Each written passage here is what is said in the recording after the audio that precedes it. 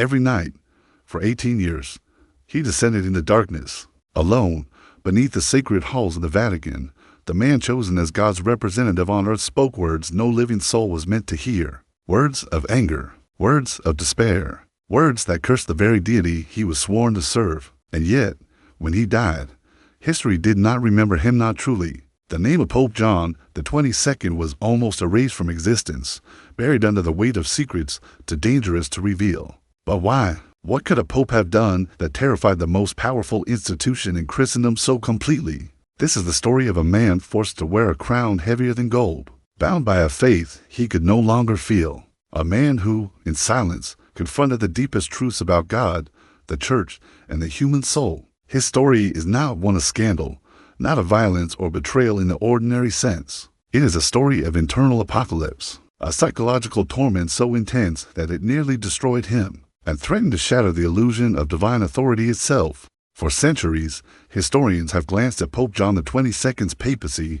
noting his wealth, his decrees, his power, but hidden beneath the official records lay a diary so forbidden, so blasphemous, that its existence was nearly erased. What was written inside those pages challenges everything we think we know about faith, obedience, and the human mind under unbearable pressure. The discovery. In 1998, restoration workers in the Vatican uncovered something extraordinary. While repairing the 14th century archive wing, they found a hidden wall. Behind it was a heavy lead chest, sealed with 6 padlocks, etched with warnings in Latin. Whoever opens this will suffer eternal excommunication. What rests here must remain forgotten. God have mercy on the one who dares to read these words. After weeks of debate among senior cardinals, the chest was open. Inside lay a manuscript bound in human skin. Carbon dating confirmed it originated in 1334. This was no ordinary historical record. It was Pope John XXII's private diary, the one he wrote alone after midnight, and ink mixed with his own blood. The words within were unprecedented. I curse God for placing this crown upon me. I curse Christ for his silence. I curse the Holy Spirit for abandoning me in this golden cage. If hell exists, I am already inside it. And if the devil lives, he wears my crown. The man behind the title, born Jacques Duez in 1244 on Corsica. He came from a modest merchant family. He was brilliant, studious, and deeply devout. By 40, he was a bishop. By 60, a cardinal. And at 72, he was elected pope. Yet, Jacques never sought the papacy. Letters to his brother reveal a man terrified by the weight of absolute responsibility. The papacy is not an honor. It is a punishment. I do not wish to be condemned. The cardinals saw exactly what they wanted, an elderly, compliant man who would bend to their influence. But fate had other plans. Jacques Duez, now Pope John XXII, would live for another 18 years, long enough to wield unprecedented power, build magnificent palaces, and expand the church's authority, but also long enough to descend into a private, nightly torment that would haunt his soul and history alike. The spiral of faith and doubt. At first, the outward appearances were those of a successful pope. Palaces rose, treasures accumulated, decrees were issued. The church grew stronger, but privately, a different reality unfolded. By 1320, for years after his election,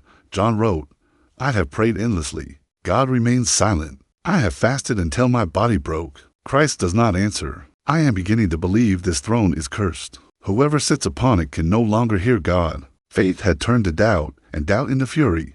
His private writings reveal a mind torn by the contradiction of living in opulence while preaching humility. In 1323, a confrontation with the Franciscan monks over poverty and church wealth pushed him further into despair.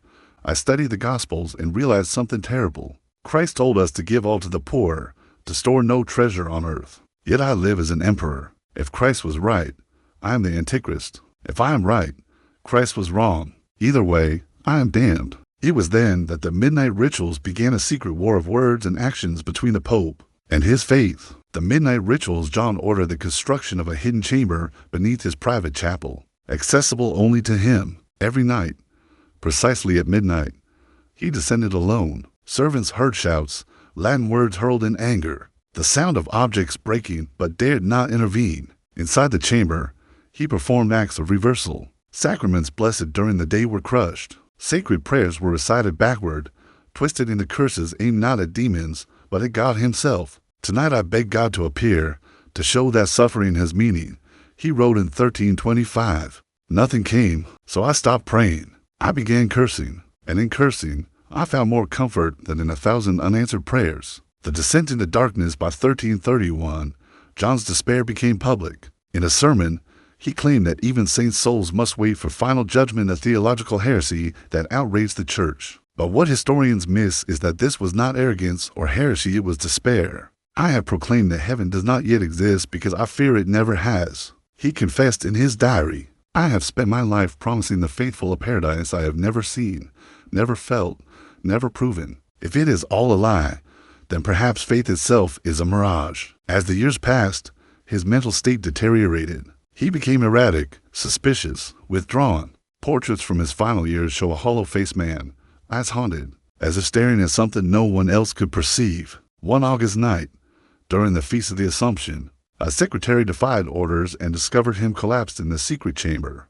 Black candles extinguished, strange symbols on the walls. In his hand, a broken crucifix. Forgive me, Satan, he whispered. I have served the wrong master. The man was silenced. The chamber was cleansed, sealed, and never spoken of again. A life erased. John XXII died on December 4, 1334. Officially, from natural causes. Unofficially, some claim he was poisoned by cardinals who could no longer tolerate his behavior. His diary was discovered by Cardinal Bertrand Dio, who faced a choice, destroy it or hide it.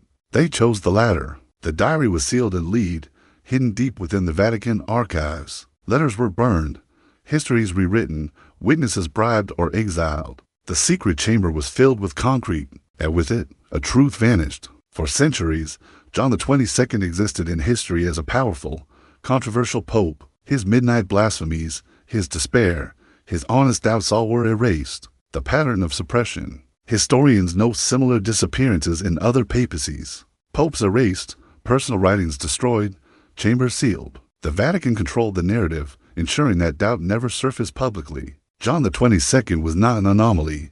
He was a warning. When leaders question God, when the highest authority doubts, the illusion of infallibility must be preserved. Truth becomes dangerous, and honesty, especially at the pinnacle of religious power, becomes unforgivable. Deep build, emotional peak. Imagine living a life where every word you speak is expected to reflect divine will. Imagine realizing, quietly and alone, that your faith may have been built on silence, that the God you serve may not exist or may not care. The abyss opens beneath you, and the only comfort is the act of rebellion, of cursing the unseen hand that placed you there. John XXII's struggle is profoundly human. It is the story of one man's confrontation with impossible responsibility, the unbearable weight of expectation, and the terrifying clarity of seeing the gap between ideals and reality.